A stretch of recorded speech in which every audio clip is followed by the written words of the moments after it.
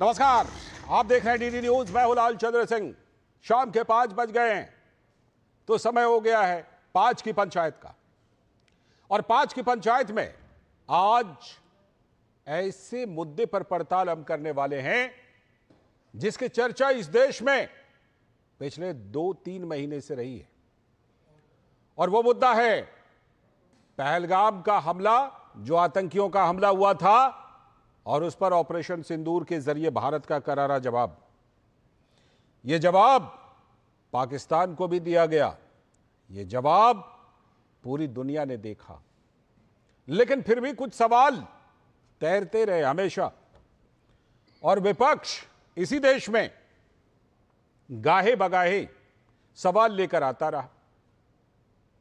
उन्हीं सवालों पर विपक्ष का जोर था कि संसद में चर्चा होनी चाहिए। संसद के विशेष सत्र की मांग कर दी थी विपक्ष ने कि ऑपरेशन सिंदूर पे, पहलगाम हमले पर चर्चा करने के लिए विशेष सत्र बुलाई जाए। सरकार ने कहा ऑपरेशन सिंदूर तो अभी जारी है और फिर यह मॉनसून सत्र तो होना ही था, जो अभी संसद का मॉनसून सत्र चल रहा है। तो मॉनसून सत्र की जब बात आई, विपक्ष ने मांग की कि चर्चा होनी चाहिए। सरकार ने कहा बिल्कुल चर्चा होनी चाहिए, हम चर्चा करेंगे ऑपरेशन सिंदूर की कामयाबी पर। सहमति बन गई, इस संसद सत्र की शुरुआत से पहले ही सहमति बन गई। सरकार ने कह दिया कि करेंगे चर्चा।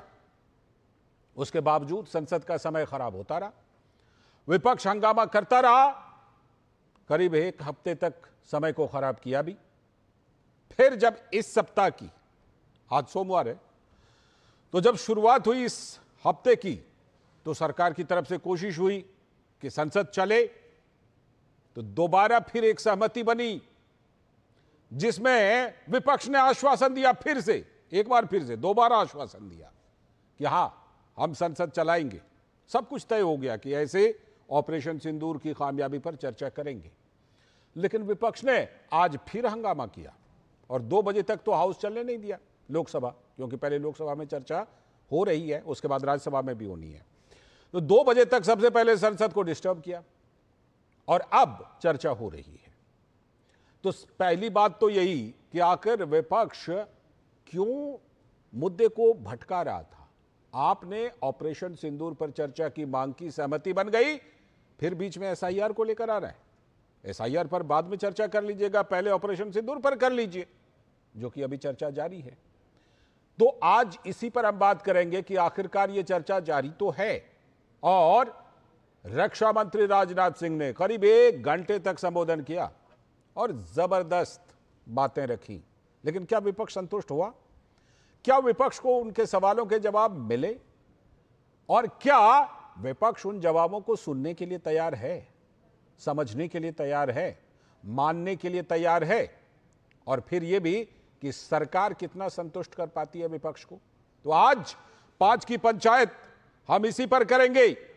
लेकिन सबसे पहले जरा देखिए कि किस तरह से पक्ष और विपक्ष ऑपरेशन सिंदूर पर लोकसभा में हो रही इस चर्चा पर अपनी बातें कह रहा है। क्या कुछ उनका नजरिया है?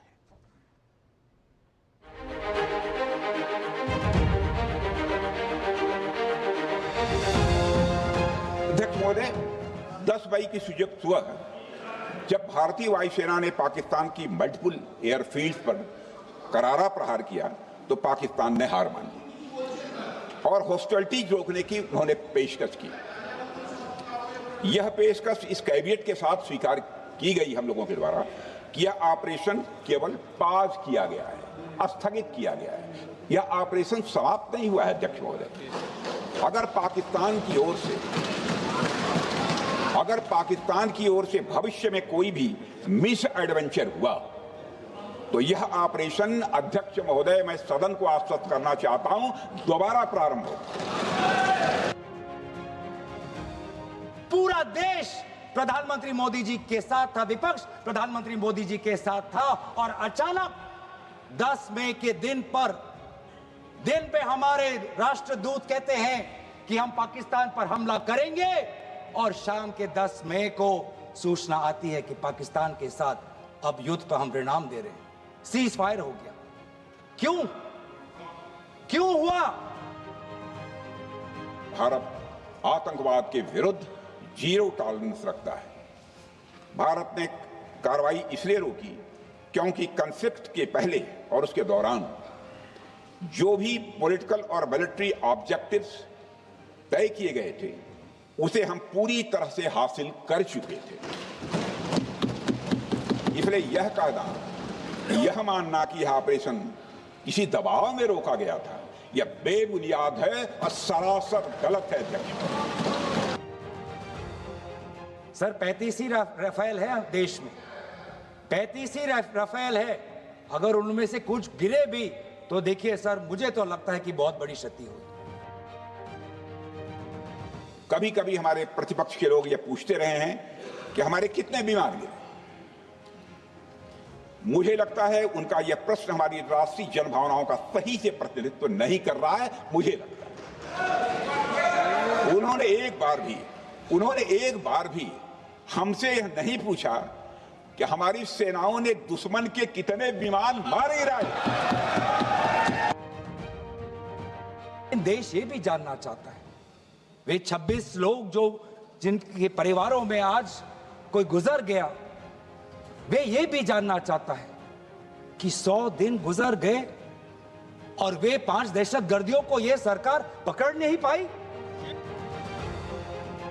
आज तो आप सवाल पूछ रहे थे कि पहलगांव में आतंकवादी कैसे आए, मुंबई पूरे शहर में, महानगर में आतंकवादी कैसे घुसे थे, आपको बताना चाहिए। उस आतंकवादी घटना में महाराष्ट्र पुलिस के 2 अधिकारी मारे गए थे। 26/11/2008 की घटना में 175 लोग मारे गए थे, 300 लोग घायल हुए थे। क्या किया आपने? उसमें 29 विदेशी नागरिक भी थे। सदन में चर्चा की आपने, और सदन में चर्चा करके घड़ियाली आंसू बहा के और उस समय के गृह मंत्री को विदा करके नए गृह मंत्री को बैठा दिया, मुख्यमंत्री को विदा कर दिए और आतंकवाद को पूरे देश में पनपने के लिए आपने जगह देने का काम किया।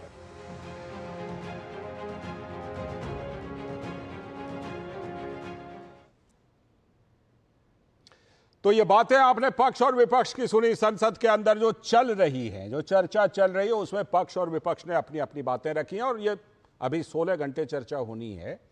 लेकिन रक्षा मंत्री राजनाथ सिंह ने जो बातें रखी, उसके बाद गौरव गोगोई जो कांग्रेस के नेता हैं, उपनेता लोकसभा में हैं, उन्होंने बात रखी और उसके बाद आपने देखा जब बात निकली तो दूर तलक गई और केंद्रीय मंत्री और जेडीयू के नेता लल्लन सिंह ने बात को मुंबई हमले तक लाया। तो कई ऐसे सवाल हैं जो इस चर्चा के दौरान उठ रहे हैं और हमारे भी कई सवाल हैं पंचायत के। जैसा कि हम 5 सवाल पूछते हैं 5 की पंचायत में, कि कौन कौन से सवाल आज हम जिस पर पंचायत करने वाले हैं वो हम आपको एक एक करके दिखाते हैं। आप देखिए, सबसे पहला सवाल नंबर 1, ऑपरेशन सिंदूर पर चर्चा सुनिश्चित हो गई थी, उसके बावजूद विपक्ष हंगामा क्यों कर रहा था? यह दोबारा हुआ है। पहले एक बार जैसा मैंने कहा, जब सत्र की शुरुआत हो रही थी तभी सहमति बन गई, उसके बाद फिर हंगामा क्यों? सब कुछ चलना चाहिए था लेकिन चला नहीं, विपक्ष ने हंगामा किया। फिर इस पिछले वाले सप्ताह के अंत में सहमति बनी कि इस सप्ताह से सही ढंग से चलाएंगे, लेकिन आज फिर 2 बजे तक हंगामा होता रहा। लेकिन अच्छी बात है कि 2 बजे से चर्चा हो रही है, तो इसकी भी पड़ताल करेंगे। और उसके बाद अगला सवाल हमारा है कि आखिरकार जब ऑपरेशन सिंदूर पर यह चर्चा चल रही है तो बीच में एसआईआर के मुद्दे को बार बार क्यों ला रहा है विपक्ष? एसआईआर पर आपको चर्चा करनी है, बात करनी है, पूरा सत्र पड़ा हुआ है। ऑपरेशन सिंदूर पर बात कर लीजिए, पहलगाम हमले पर सवाल पूछना चाहते हैं पूछ लीजिए, और उसके बाद एसआईआर का मुद्दा या अन्य मुद्दा लेकर आइए। लेकिन सवाल यह है कि आखिर क्यों? क्या यह चर्चा से चर्चा को पटरी पर से उतारने की कोई कोशिश विपक्ष की थी? क्योंकि जिस तरह बार बार एसआईआर के मुद्दे को लेकर आज भी आए, उसे यह सवाल बनता है। और उसके बाद जब 2 बजे चर्चा शुरू हुई तो उसी से जुड़ा तीसरा सवाल है कि रक्षा मंत्री राजनाथ सिंह ने क्या विपक्ष को करारा जवाब दे दिया? करीब 1 घंटे तक संबोधित किया रक्षा मंत्री राजनाथ सिंह ने। इस चर्चा की शुरुआत उन्होंने ही की, तो उन्होंने 1 घंटे तक अपनी बात रखी और तमाम बातें कहीं। उन्होंने कहा विपक्ष से कि आपका जो सवाल होता है वो भारत के जनमानस से जुड़ता क्यों नहीं है? आप हमसे पूछते हैं कितने जहाज गिरे, आप ऑपरेशन सिंदूर की कामयाबी पर बात नहीं करते। आप पाकिस्तान से नहीं पूछते कि उसके कितने जहाज गिरे, क्या हुआ। तो रक्षा मंत्री ने जबरदस्त जवाब दिया है और हमने आपको कुछ बातें सुनवाई भी। इसके बाद अगला सवाल, चौथा सवाल आज की पंचायत का है कि संसद में चर्चा से पहले क्या पाकिस्तान को कांग्रेस ने क्लीन चिट दे दी? यह सवाल हम इसलिए पूछ रहे हैं कि पूर्व गृह मंत्री पी चिदम्बरम, उनका एक इंटरव्यू, उसमें उन्होंने बोला है कि पाकिस्तान के हाथ का सबूत तो मिला नहीं अभी तक। और याद कीजिए, जब ऑपरेशन सिंदूर चल रहा था पहलगाम हमले के बाद, कर्नाटक के मुख्यमंत्री सिद्धारमैया ने भी ऐसी ही बात कही थी कि पाकिस्तान को दोष देना ठीक नहीं होगा। तो क्या कांग्रेस किसी तरह से पाकिस्तान को क्लीन चिट दे रही? क्योंकि बीजेपी हमला कर रही है इस पर, बीजेपी कह रही है आप पाकिस्तान के वकील बनकर बैठे हैं यहां पर। यह भी सवाल पूछेंगे। और इसके बाद पांचवा और आखिरी सवाल भी कि विपक्ष का ऑपरेशन सिंदूर से अधिक जोर पहलगाम पर क्यों है? ऑपरेशन सिंदूर जो हमारी सेना, उसकी शौर्य गाथा है, उससे परहेज है क्या विपक्ष को? ये तमाम सवाल जो है, पांचों सवाल और इसी से जुड़ा इस समय हम आपको सीधे लोकसभा लिए चलते हैं, जहां बैजयंत पांडा भारतीय जनता पार्टी की तरफ से इसी मुद्दे पर संबोधित करिएगा। आप बैठिए। Thereafter, Operation Sindoor. Sir, this has seen both a new low by Pakistan, although it has a long history of sponsoring terrorism and is known as the epicenter, the global epicenter of terrorism. This is a new low because the terrorists, as has been widely spoken about, identified the victims by religion before killing them. This has also seen a new normal in India's response and a new milestone in teaching Pakistan a lesson. Sir, this saga has been going on for 78 years, from immediately after independence, when Pakistan has been sending terrorists across the border. Many efforts have been made over the decades. Many steps have been taken, including many conciliatory steps. Steps which have involved agreements on water. Steps which have involved giving back land that has been captured. Steps that have involved returning tens of thousands of prisoners of war. These steps have seen many different aspects. We have seen bus diplomacy.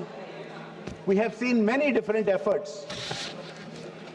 Prime Minister Narendra Modi, right from 2014, tried to reach out, tried to have an understanding with Pakistan to fight poverty together. Right from the beginning, he invited his counterpart, the Pakistani Prime Minister, for the oath-taking ceremony. He even walked into Lahore unannounced, unarmed, filled only with courage and with good intention. But that was repaid with more terror attacks on Indian soil, more Indian lives taken, with the sponsorship and the training of Pakistan. Sir, Bharat ने हर बार शांति का हाथ बढ़ाया, पाकिस्तान ने हर बार आतंक का रास्ता अपनाया. This is the reality of our experience with cross-border terrorism. We have responded, sir, and it is important to point out the new normal that is now in place. We responded first with the surgical strikes. They did not relent. The Pakistanis still kept sponsoring, training, financing, sending terrorists across. We then responded with the Balakot airstrikes, and the airstrikes are a message which have continued till today. no one who kills Indians will sleep peacefully. Not across the border, not even in the safety of their homes. They will be tracked down and they will be killed inside their own homes. But this time in Pahalgam, this new law which was achieved required Operation Sindoor. So they attacked tourists and we attacked terrorists. We did not target Pakistan's civilians. Our response, Operation Sindoor, was precise, it was measured, and it targeted terrorist sites. And only when Pakistan escalated did we then hit back at many more sites. Sir, this is not a reaction. This is a doctrine. This is the Modi doctrine. This is the new normal which Pakistan has now understood. Let me say this clearly, sir, that the India of today is not the India of 2008. This is very important because this turnaround, this new normal, is because of our changed policies. Sir, we must give full credit to our armed forces. The Honorable Defense Minister has pointed out their bravery, their sacrifices for the nation, and during this conflict also, what is important is, one question was asked, what about China? I have several things to say about China, but let me point out, when the Honorable Defense Minister said that the Indian Air Force bypassed and jammed air defense systems of Pakistan in 22 minutes, those were Chinese-supplied air defense systems that were neutralized in just 22 minutes. Sir, what is not often talked about, one thing we must, of course, acknowledge is that the entire country stood united on Operation Sindoor. I'm glad that even some friends across the aisle, across the other benches today, reiterated that. But sometimes, some honorable members have not been beneath taking this issue into domestic politics. I will come into that. One of the aspects that did not get talked about is that in this operation, where 11 air bases of a nuclear-armed country was hit. This is perhaps a first. This is perhaps a first that the armed bases of a nuclear-armed country was hit by India, 11 of them, and it destroyed 20% of Pakistan's Air Force assets. This is something that is worth remembering. The 9 bases of terrorists, their camps, which were neutralized, involved those of the Jaish-e-Mohammed, those of the Lashkar-e-Taiba, those of the Hizbul Mujahideen, all proscribed terror organizations who have long targeted India with the support of Pakistan. They are Pakistani based, they are Pakistani. Sir, we have talked about more than 100 terrorists being eliminated in Operation Sindoor's hit on Pakistan. It is also important to point out that at least 5 of them were very infamous names known around the world. Names like Mudassar Khadian Khas, senior operator of LET. This is the person who was given a guard of honor by the Pakistani military. Khalid alias Abu Akasha, another Lashkar-e-Taiba commander. Muhammad Yusuf Azhar, wanted in the IC-814 hijack terror attack. Hafiz Muhammad Jamil, brother-in-law of Maulana Masood Azhar, and Muhammad Hassan Khan, Jaish-e-Mohammed commander. These are very significant names. These are very significant achievements in eliminating these terrorists. तो ये सीधा प्रसारण आप देख रहे थे, सीधा लोकसभा से जहां बैजयंत पांडा भारतीय जनता पार्टी के सांसद वो पूरा ब्यौरा दे रहे हैं कि किस तरह से ऑपरेशन सिंदूर के दौरान आतंकियों को नेस्ते नाबूद किया गया। ये चर्चा चल रही है और लगातार ये चर्चा चल रही है। आज 5 की पंचायत जो है उसका भी मुद्दा यही है कि जिस तरह से लोकसभा में ये चर्चा चल रही है उससे क्या कुछ निकल कर आ रहा है और क्या विपक्ष को जवाब मिल रहा है उनके सवालों का जो वो जानना चाह रहे थे। तो आज इसी पर 5 की पंचायत करने के लिए हमारे साथ खास मेहमान जुड़ रहे हैं हमारे साथ। राजीव जेटली जी, भारतीय जनता पार्टी के प्रवक्ता, बहुत बहुत स्वागत राजीव जी। हमारे साथ दुष्यंत नागर जी, राजनीतिक विश्लेषक और कांग्रेस के पक्ष में बहुत मजबूती से बात रखने वाले, बहुत बहुत स्वागत दुष्यंत जी आपका भी। बादशाह आलम साहब हैं, आरजेडी के प्रवक्ता, बहुत बहुत स्वागत आपका भी बादशाह साहब। और हर्षवर्धन त्रिपाठी जी, वरिष्ठ पत्रकार, हमारे साथ इस चर्चा में सहयोग करेंगे। बहुत बहुत स्वागत हर्षवर्धन सर आपका। मैं शुरुआत आप ही से करता हूं हर्षवर्धन जी। जैसे हम देख रहे हैं कि ये दूसरी बार हुआ कि आज विपक्ष ने सहमति तोड़ी। मैं दूसरी बार इसलिए कह रहा हूं क्योंकि जब मॉनसून सत्र की शुरुआत हो रही थी तो ऑल पार्टी मीटिंग, सर्वदलीय बैठक, उसमें सहमति बन गई कि हां ऑपरेशन सिंदूर पर चर्चा करेंगे। उसके बावजूद हमने देखा संसद में किस तरह का गतिरोध हुआ। फिर पिछले हफ्ते की अंत में यह सहमति बन गई कि इस बार इस हफ्ते से चलाएंगे संसद को, चर्चा होगी। लेकिन आज भी 2 बजे तक कम से कम हमें यह दिखाई पड़ा कि जबरदस्त हंगामा हुआ। तो आखिर जब विपक्ष की मांग को मान लिया गया तो यह दूसरी बार भी सहमति क्यों तोड़ी? पहली बार भी तोड़ी, अब दूसरी बार भी तोड़ी। और बीच बीच में एसआईआर का मुद्दा या कोई और मुद्दा, क्या विपक्ष खुद कंफर्टेबल नहीं था क्या इस चर्चा के लिए? देखिए लालचंद जी, मुझे लगता है कि जो आपने 2 बार की सहमति की बात की, उससे आगे का मसला है ये, और देश इसको बहुत अच्छे से देख रहा है जी। नेता विपक्ष की समझ का मसला है, इसको ठीक से समझ आना चाहिए। किसी विषय पर आपने चर्चा के लिए समय की बात की, जो कार्य मंत्रणा समिति है, बीएसी बिजनेस एडवाइजरी कमेटी, उसमें सब कुछ तय हो गया।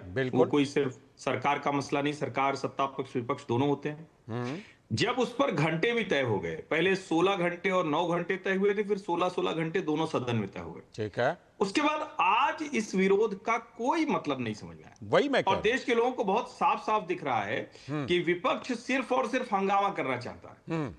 हमने पिछली बार भी देखा था जब मणिपुर पर अलग से चर्चा की बात थी और राहुल गांधी बीच से उठकर चले गए थे। कई बार लगता है ना कि आप विपक्ष के तौर पर सवाल आपके, बिल्कुल उसका तो कोई अधिकार छीन नहीं सकता, बिल्कुल लोकतंत्र है। ये सवाल भी होना चाहिए जो अभी भी लगातार पूछा जा रहा है। बिल्कुल पूछिए कि वो चारों हत्यारे कहां गए। अब सामने आए तो समझ में आएगा कि कौन मरा, कहां मरा, किसको मारा। आतंकवादी आज भी मरे हैं जम्मू कश्मीर। लेकिन जब आप ये कहते हैं कि हमारे कितने जेट गिर गए, विमान गिर गए, तो ये भाषा तो लगती है कि जैसे पाकिस्तान वाले पूछ रहे हो। जब आप कहते हैं कि इसमें क्या कॉम्प्रोमाइज कर लिया गया है, दुनिया के लिए ये एक बड़ा डिफेंस का एक बड़ा उदाहरण के तौर पर देखा जा रहा है, जिस तरह का ऑपरेशन भारतीय सेनाओं ने किया। और कमाल की बात है, मैं पहले भी कई बार कह चुका हूं, आज मैंने लगभग वही शब्दावली राजनाथ सिंह जी के भाषण में बड़ी पुरजोर तरीके से देखी कि भाई क्या विपक्ष ये पूछता था कि हमारे कितने तोप टैंक 1971 की लड़ाई में खत्म हो गए। ये पूछा जाना चाहिए था क्या? क्योंकि लड़ाई तो कोई भी होगी, उसमें किसी न किसी कुछ नुकसान हो सकता है। बिल्कुल, हमारा कोई ऐसा नुकसान नहीं हुआ। हमने जो भी टेररिस्ट टारगेट थे उसको एलिमिनेट किए, उसको खत्म किए, एयरबेस तबाह किए। उसके बावजूद जब विपक्ष ये कहता है कि हम कमजोर पड़ रहे हैं, हम कमजोर पड़ रहे हैं, हम कमजोर पड़ रहे हैं, भला अपने घर का दूसरे से झगड़ा हो और हम जीत कर भी आए हों तो कौन भला कहता है कि हम कमजोर पड़ गए, हम कमजोर पड़ रहे हैं? घर के मुखिया के ऊपर, क्योंकि प्रधानमंत्री घर के मुखिया के तौर पर होते हैं, उन पर ऐसा सवाल कौन खड़ा करता है? हाँ, अगर कोई ऐसी चीज है जिस पर सवाल खड़ा करना है, जो पहलगाम का हमला है, बिल्कुल उस पर सवाल खड़ा होना चाहिए। लेकिन उसके अलावा जो हमारी सेनाओं ने शौर्य दिखाया और आज जो कुछ हुआ वो तो गजब ही था। एसआईआर लेकर आ गए, दोनों एकदम अलग मसले हैं, सर्वोच्च न्यायालय में चर्चा चल रही। और सबसे बड़ी बात, क्या मतदाता सूची का विशेष गहन पुनरीक्षण नहीं होना चाहिए? अब ठीक है, उस पर तय होगा तो किरण रिजिजू ने कहा कि आएगा कार्य मंत्रणा समिति में, हम तय करेंगे। लेकिन साफ दिखा कि विपक्ष हंगामा, हंगामा और हंगामा, देश में एनार्की जैसी स्थिति रहे, सिर्फ वही करना चाहता। इसीलिए मैंने कहा था कि क्या कहीं लेवल में कोई दिक्कत थी, क्योंकि सरकार ने जिस तरह से ऑपरेशन सिंदूर पर बात रखी है उसमें कहीं कंफर्ट लेवल में कोई दिक्कत थी विपक्ष को, और कुछ और भी सवाल उठ रहे हैं। एक बात अभी दुष्यंत जी, हर्षवर्धन जी ने कही, पहले का विपक्ष ये तो नहीं कहता था कि भाई कितने हमारे गिरे, कितने क्या हुए। और दूसरी बात ये कि पहले का विपक्ष ये काम भी नहीं करता था जो आज पी चिदंबरम जी ने एक इंटरव्यू में किया है, जो सिद्धारमैया जी ने ऑपरेशन सिंदूर के दौरान ही किया था।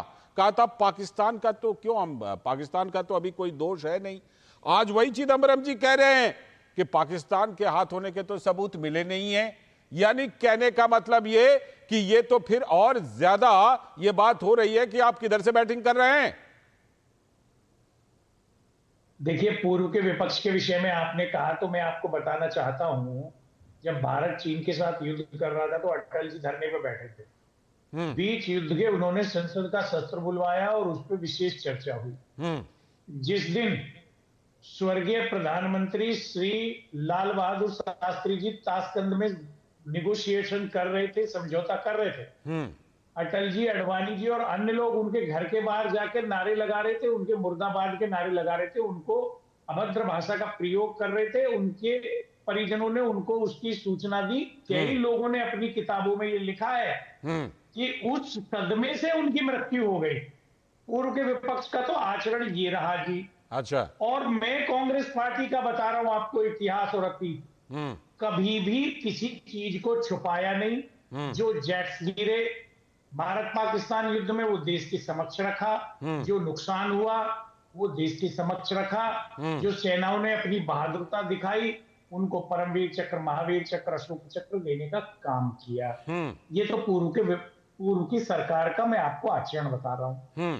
आज आप कह रहे हैं कि भाई हमारे मुखिया हैं, बिल्कुल हमारे प्रधानमंत्री जी मुखिया हैं, लेकिन मुखिया से हम सवाल करेंगे, जब पाकिस्तान को हमने प्रतिबंधित करवा दिया था यूएन के द्वारा गठित कार्य समूहों में, ठीक है, आज फिर उसको लोन कैसे मिल रहा है? क्या कांग्रेस के समय में एशिया डेवलपमेंट बैंक से पाकिस्तान को लोन मिलता था? क्या विश्व मुद्रा कोष से पाकिस्तान को लोन मिलता था? नहीं मिलता था। आज ऑपरेशन सिंदूर के दौरान जैसे कि कहा जा रहा है कि उसको पॉज किया गया है, अभी खत्म नहीं है, तो पॉज करते ही उसको दो बड़े निकायों से जो है लोन मिल गया, ऋण मिल गया, और पाकिस्तान उस ऋण का उपयोग कहां कर रहा है? हम सब जानते हैं कि पाकिस्तान की जो असली शक्ति है वो उसकी सेना और जो वहां का एफएटीएफ ने अभी हाल में क्या बयान दिया है, दुष्यंत रागर जी सुन लीजिए, जो वहां के मौला एक धार्मिक कट्टरपंथी वर्ग है, उसके कंट्रोल में, उसके नियंत्रण में है, वो धन वहां जा रहा है, और वो उसका उपयोग कहां करेंगे? वहां कोई शिक्षा पे पैसा खर्चा नहीं होता, वहां आतंकवाद को बढ़ाने पे, और सब सारी दुनिया जानती है। तो फिर कांग्रेस के कुछ नेता क्यों क्लीन चिट देते हैं पाकिस्तान को कि नहीं, पाकिस्तान तो जो है उसने उसका कोई हाथ नहीं, कहीं साबित नहीं हो रही कि हमारी सरकार ने पाकिस्तान, यही बात सिद्धारमैया जी और चिदम्बरम जी को बताना चाहिए कांग्रेस पार्टी। ठीक है, राजीव जेटली जी, ठीक है, गोगोई साहब ने सवाल पूछा है, ठीक है, राजीव जेटली जी, विपक्ष अगर सवाल पूछ रहा है तो क्या गलत कर रहा है? उन्होंने तमाम इतिहास के रेफरेंस दिए कि चीन से युद्ध के समय ये पूछा गया था, ताशकंद के समझौते के समय ये पूछा गया था, तमाम उन्होंने उदाहरण दिए। आज अगर विपक्ष सवाल पूछ रहा है तो कोई दिक्कत तो नहीं होनी चाहिए। नहीं, बिल्कुल। देखिए, आज एक नया माहौल है। इस माहौल के अंदर इस देश की जनता भी जानती है, कांग्रेसी नेता भी जानते हैं, और जो यूथ कांग्रेसी लीडर्स आए हैं अभी, जिन्होंने ज्वाइन की है पार्टी या अभी मेंबर पार्लियामेंट बने, जिन्हें पिछला शायद इतिहास नहीं मालूम होगा। मैं इतिहास का मतलब मैं बहुत दूर नहीं जा रहा हूं जी, मैं इतिहास का मतलब मैं कह रहा हूं 2014 से पहले का इतिहास नहीं मालूम होगा कि किस तरीके का माहौल इस देश में होता था। जैसे आज चर्चा हो रही है, बार बार कांग्रेसी पार्टी के नेता ये कह रहे हैं कि सेना ने मारा तो सही जी, अंदर घुस के मारा, दूर तक मारा और ज्यादा मारा। और मारा किस लिए? क्योंकि उनको एक ऐसा नेतृत्व मिला जिस नेतृत्व ने कहा कि हमें घुस करके मारेंगे, हम बख्शेंगे नहीं उन आतंकवादियों को। इसीलिए इन सबको मौका मिल रहा है कि आज ये डिबेट हो रही है कि कितनी दूर तक मारा, कितना मारा और कैसे मारा। अब ये बताइए कि कैसे कैसे मारा।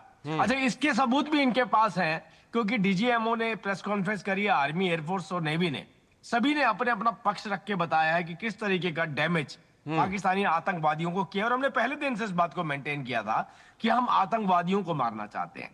अब आतंकवादियों का समर्थन हमारे देश में तो होता ही था, अब पाकिस्तानी आतंकवादियों का समर्थन अगर हमारे देश में होगा तो ये भी मुझे लगता है एक बेहतर दौर से निकल रहे हैं हम, कि हमारे देश का यूथ देखेगा कि पहले मुंबई हुआ, अहमदाबाद हुआ, हैदराबाद हुआ, जयपुर हुआ, बेंगलोर हुआ, लाजपत नगर हुआ, कितने सारे सीरीज ऑफ ब्लास्ट। ट्रेनें उड़ा दी, मुंबई में ट्रेन उड़ गई।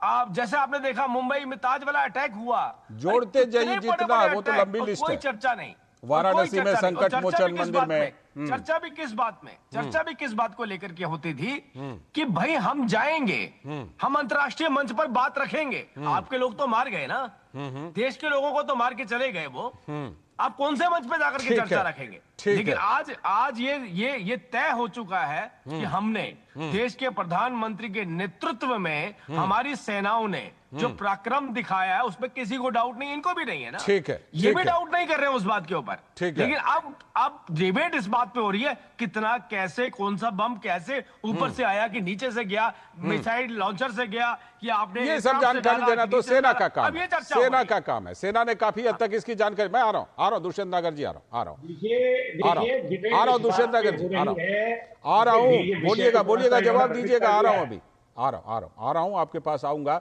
जरा आपके ही सहयोगी बादशाह आलम जी हैं। आज जब गेस्ट कोऑर्डिनेशन से बात हुई कि और किनको बुलाया, तो मैंने कहा आरजेडी के लोगों को आना चाहिए, क्योंकि एसआईआर को आगे किया जा रहा है। बादशाह आलम जी, एसआईआर यानी कि जिनके नाम काटे जा रहे हैं उनके नाम नहीं कटना चाहिए, वो आपके लिए बड़ा मुद्दा। और वो संसद में ऑपरेशन सिंदूर पर चर्चा के दौरान भी देखा कि विपक्ष ने उसको आगे किया।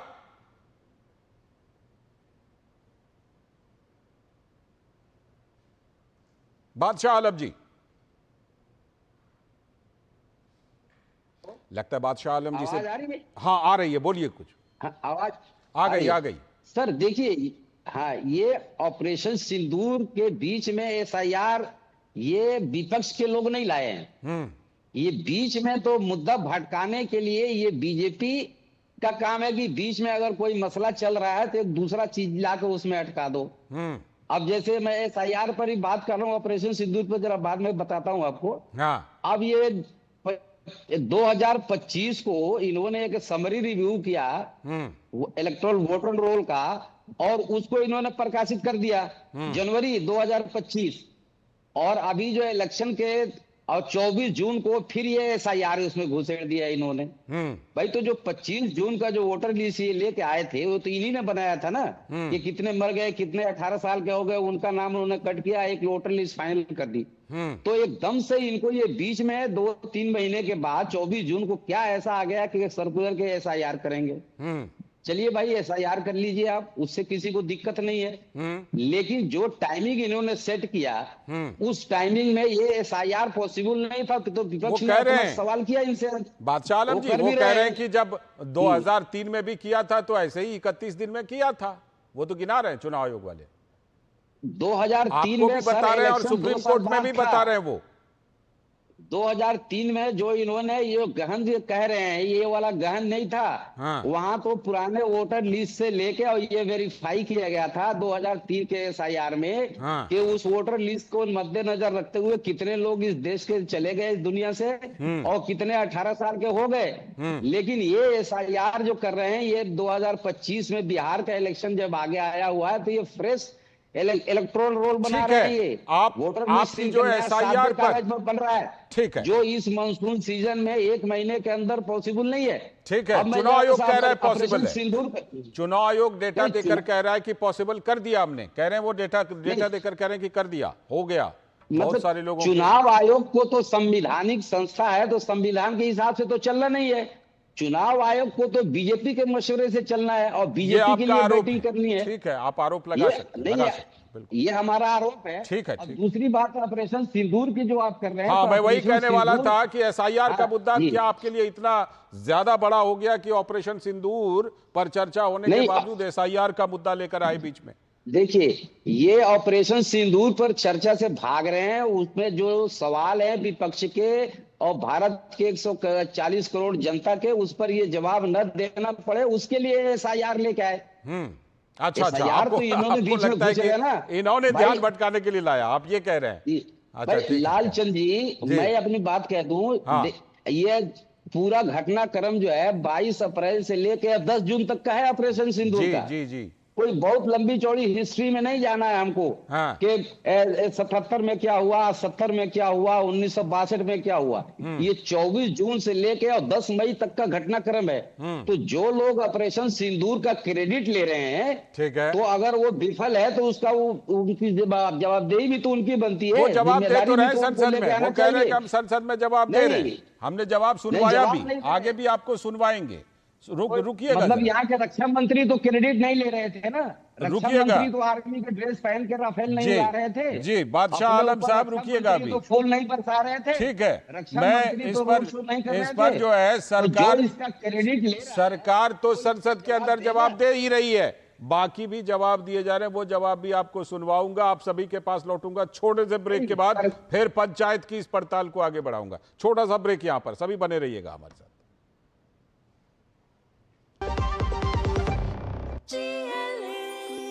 जो लक्ष्य चुना था समझ आने लगा है। जीएलए यूनिवर्सिटी, उच्च लक्ष्य की निश्चित प्राप्ति। वाह यार, क्या सही हुआ आप। मेरा भी मन करता है कुछ करने का। मन करता है तो करो, घर की चीजों से टाइम ही नहीं मिलता और हूँ सिर्फ 10वीं पास। आप LIC की बीमा सखी योजना के साथ जुड़ सकती हो। मैं LIC एजेंट बन सकती हूँ? पूरी ट्रेनिंग भी मिलेगी, मंथली स्टाइपेंड भी मिलेगा। स्टाइपेंड भी? ऊपर से कमीशन अलग। LIC बीमा सखी योजना से जुड़ने के लिए अपनी नजदीकी LIC शाखा से संपर्क करें। LIC बीमा सखी योजना, अपनी शुरुआत अपने हिसाब से। स्वागत है ब्रेक के बाद। आज की पंचायत में हम बात कर रहे हैं ऑपरेशन सिंदूर पर जो चर्चा चल रही है संसद के अंदर। विपक्ष को क्या जवाब मिला, क्या विपक्ष संतुष्ट हुआ? और ऑपरेशन सिंदूर पर संसद में तो चर्चा चल ही रही है, लेकिन ऑपरेशन सिंदूर पर लगातार विपक्ष भी बयान दे रहा है, सरकार की तरफ से भी बयान आ रहा है, यहां तक कि प्रधानमंत्री भी ऑपरेशन सिंदूर पर बोलते रहे। कल भी प्रधानमंत्री ने तमिलनाडु में कहा है ऑपरेशन सिंदूर पर। मैं वो प्रधानमंत्री की बातें सुनवाता हूं, फिर आता हूं, फिर आप सभी के पास आता हूं। प्रधानमंत्री की बातें सुनिए, कल उन्होंने जो तमिलनाडु में कही है।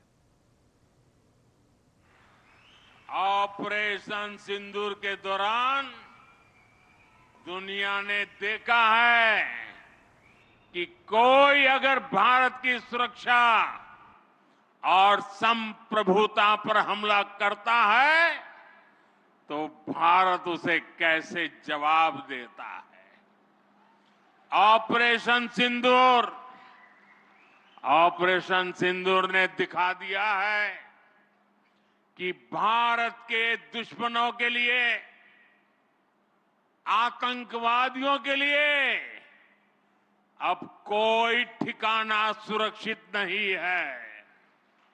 और आज जब मैं हेलीपैड से यहां आ रहा था, 3-4 किलोमीटर का रास्ता काटते हुए, और अचानक मैंने देखा एक बड़ा रोड शो बन गया और हर एक के मुंह से ऑपरेशन सिंदूर का जय जयकार हो रहा था।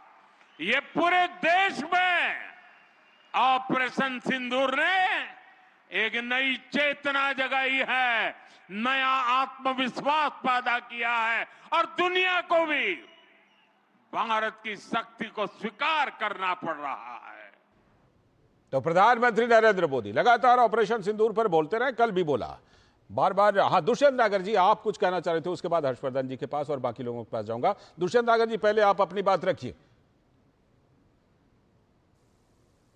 देखिए, मैं सिर्फ इतनी सी बात कहना चाहता हूं कि जब बाह्य शत्रु की बात आएगी, भारत पे किसी विदेशी हमले की बात आएगी, कांग्रेस पार्टी समेत पूरा विपक्ष सरकार के साथ खड़ा था, खड़ा है और खड़ा रहा। पूरे देश ने माननीय प्रधानमंत्री जी समेत पूरी सरकार को दिया। तो ये आरोप लगाना, भारतीय जनता पार्टी की तरफ से तंज मारना, ताने मारना उनके समर्थकों की तरफ से, मैं समझता हूं कि ये उचित नहीं है। ये हमारी एक जो राजनीतिक एकजुटता है देश की, उसको ठेस पहुंचाने वाली चीज है। आपने पहले वाली बातें बहुत अच्छी कही, लेकिन वहीं पर सवाल है राजीव जी, जरा आप जवाब दीजिए कि उनका दावा है कि भाई जब वो सहयोग कर ही रहे हैं तो ताना क्यों मारते हैं आप? क्या आपत्ति है आपकी, सत्ता पक्ष की क्या आपत्ति? उनका दावा है कि वो सहयोग कर रहे हैं सरकार के साथ। नहीं, मुझे नहीं लगता कि इनके सहयोग की कोई ज्यादा जरूरत है इस देश को भी। हाँ, मैं ये कहता हूँ बार बार, जैसा चिदम्बरम साहब ये पूछ रहे हैं कि वो आतंकवादी ही थे क्या? नहीं, नागर साहब, वो चिदम्बरम जी का नाम लेकर बोल रहे हैं, चिदम्बरम जी का नाम लेकर कह रहे हैं कि ये कैसा सहयोग दे रहे हैं आप, ये किस तरह का सहयोग है? राजीव जी ये पूछ रहे हैं कि चिदम्बरम जी का बयान देखिए तो पता चल जाएगा कैसा सहयोग कर रहे हैं आप। सिद्धारमैया जी के बयान को देखिए तो पता चल जाएगा कि कैसा सहयोग कर रहे हैं आप। नागर साहब आप बोलिए ना, मुझे भी थोड़ी देर मौका दीजिए, मुझे भी मौका दीजिए। मौका है साहब, ये सरकार आपकी है, हम लोग तो मैं तो आपसे कृपा से आपके समक्ष आ गए, अदरवाइज हमारी क्या हिम्मत दूरदर्शन पे आ जाए।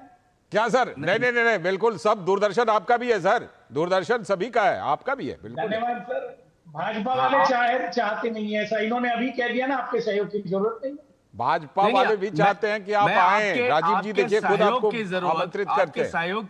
आपके सहयोग की जरूरत तब पड़ेगी जब आप इस देश की जनता के और इस देश की आर्मी के साथ खड़े हो जाएं। यही बात रक्षा मंत्री ने कही। जब आप ये आइडेंटिफाई खुद ही कर देंगे कि आतंकवादी भारतीय थे, आतंकवादी हिंदू टेररिस्ट थे, या आतंकवादी किसी संगठन से हमारे जुड़े हुए थे, जब ये बोलना शुरू कर देंगे तो इस देश की जनता कहेगी ऐसे सहयोग की हमें जरूरत नहीं। ठीक है, ठीक है। आपने हमेशा ये इल्जाम लगाया। आप जरा, आप दोनों रुकिएगा, आप दोनों जरा रुकिएगा। राष्ट्रीय मुद्दों पर और सेना के मामले पे धर्म को नहीं लाना चाहता। ठीक है, ठीक है। लेकिन एक नागरिक हमारे देश की थी, ज्योति मल्होत्रा, उसने किस तरीके से हमारे शत्रु राष्ट्र का समर्थन किया, ये मैं नहीं कह रहा। हाँ, तो ज्योति मल्होत्रा के जवाब में उनके बचाव में कोई आया है क्या? धर्म को बीच में ज्योति मल्होत्रा के बचाव में कोई आया? कोई नहीं आएगा। ठीक है, ज्योति मल्होत्रा को कोई क्लीन चिट दे रहा है? कोई नहीं देगा। उल्टा उनके ऊपर कानूनी कार्रवाई हो रही है, होती रहेगी। मैं जरा हर्षवर्धन जी का रुख करता हूं। बिल्कुल होनी चाहिए, होनी चाहिए। हर्षवर्धन जी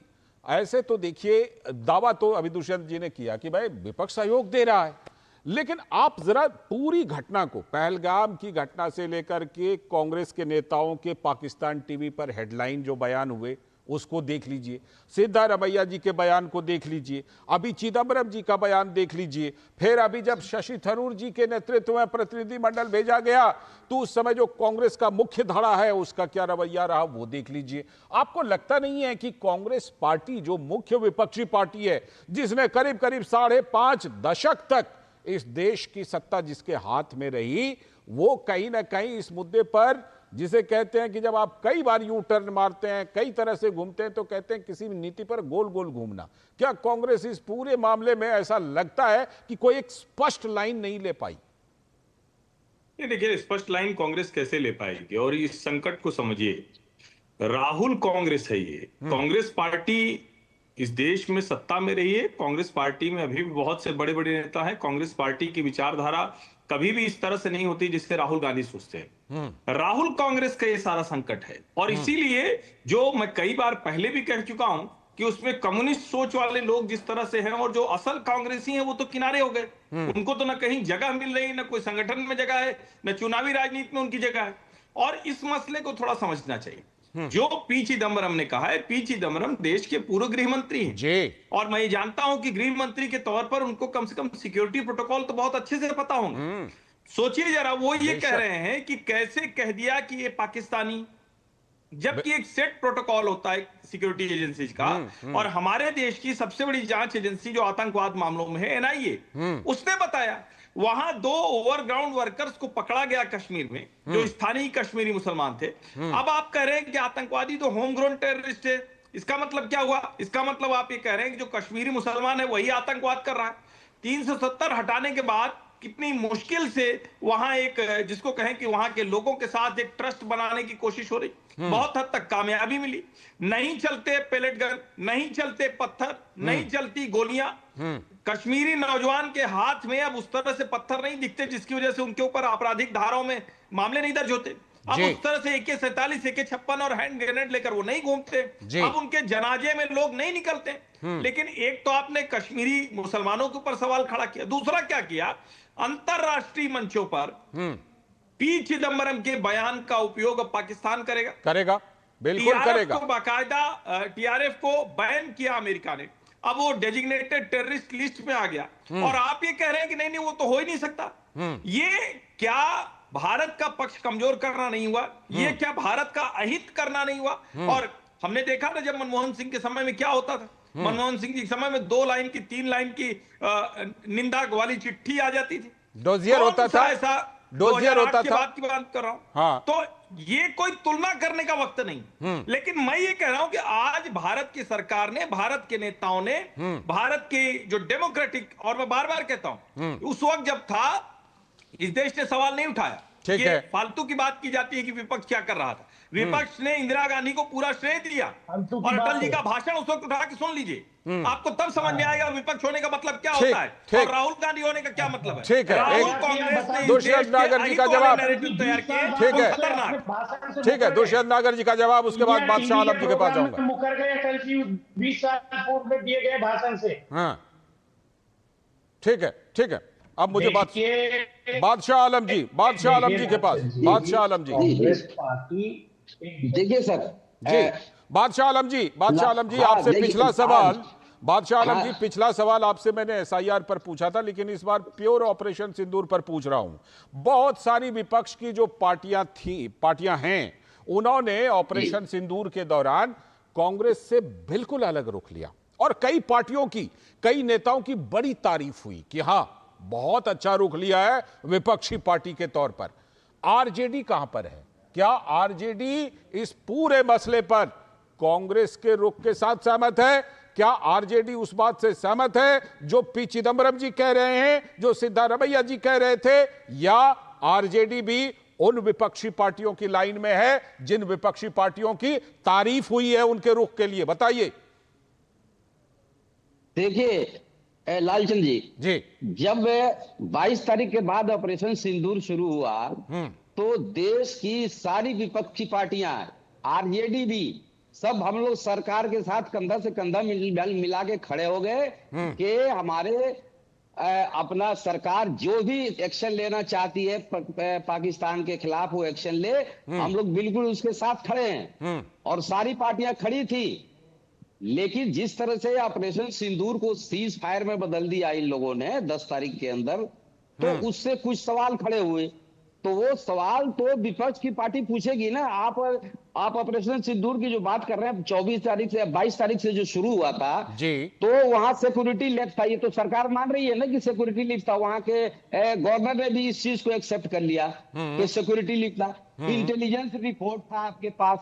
फिर ये घटना कैसे घट गई, फिर वो उग्रवादी आज तक वो 4 पकड़े क्यों नहीं गए, आपने बिल्कुल सीज फायर कर लिया बिना, विदाउट एनी कंडीशन। तो ये किसके कहने पर किया? अब कर लिया, वो भी आके आप नहीं बता रहे हैं, और बीच में आके आप इलेक्शन रैली में चले गए, रोड शो करने लगे। तो वो सवाल जस के तस अपनी जगह पर है। और दूसरे हमारे ये जो है बीजेपी के प्रवक्ता कह रहे थे वहां 22-11-26 का जो करार बता रहे थे ये बंबई कांड जी, तो उस वक्त भी सिक्योरिटी फेल्योर था। वहां टेररिस्ट आए, हमारे निर्दोष लोगों को मारा। नहीं, उस वक्त तो बहुत ज्यादा था बादशाह आलम जी। वाराणसी, कोयम्बतूर, प्रयागराज, आप देश के किसी शहर का नाम ले लीजिए, दिल्ली, मुंबई, अहमदाबाद, सब जगह पर होता था, नहीं होता था? बोलिए। लेकिन उस वक्त लोगों ने जिम्मेदारियां ली ना कि किसकी फेल्योर की वजह से ये हुआ। होम मिनिस्टर को रिजाइन करना पड़ा, सीडीएस को रिजाइन करना पड़ा। आज हमें ये चीजें देखने ऐसे हमलों पर कौन से होम मिनिस्टर ने रिजाइन किया था यूपीए के टाइम में? मुझे तो याद नहीं है। जो सीधे ना किसी होम मिनिस्टर ने रिजाइन नहीं किया था। हमारे बिल्कुल सीधे से सवाल है 20 अप्रैल से लेके 10 मई के बीच के, उन सवालों के जवाब ये देते नहीं। ठीक है, राजीव जेटली जी दे रहे हैं जवाब। राजीव जेटली जी आपको जवाब दे रहे हैं। राजीव जेटली जी। अब शिव कुमार जी हमारे जो अपने कल्चरल अटैची है वो इंडोनेशिया के अंदर, उन्होंने तो इनकी पोल खोल के रख दी। हम तो उस वक्त कोई बात इनसे पूछते थे तो कहते थे बादशाह साहब हो गए। ठीक, बादशाह साहब आपके तमाम सवालों का जवाब राजीव जेटली जी, बीजेपी के प्रवक्ता, दे रहे हैं। राजीव जी। देखिए लालचंद जी, इस बात को हम कितना भी घुमाते रहे, मुझे लगता है कि गंभीरता के साथ एक चर्चा होनी चाहिए, और वो चर्चा ये होनी चाहिए कि कांग्रेस क्या चाहती है और पाकिस्तानी आर्मी क्या चाहती है, मोदी जी क्या चाहते हैं और पाकिस्तान की जनता क्या चाहती है। फर्क है, देखिएगा मेरी बात में।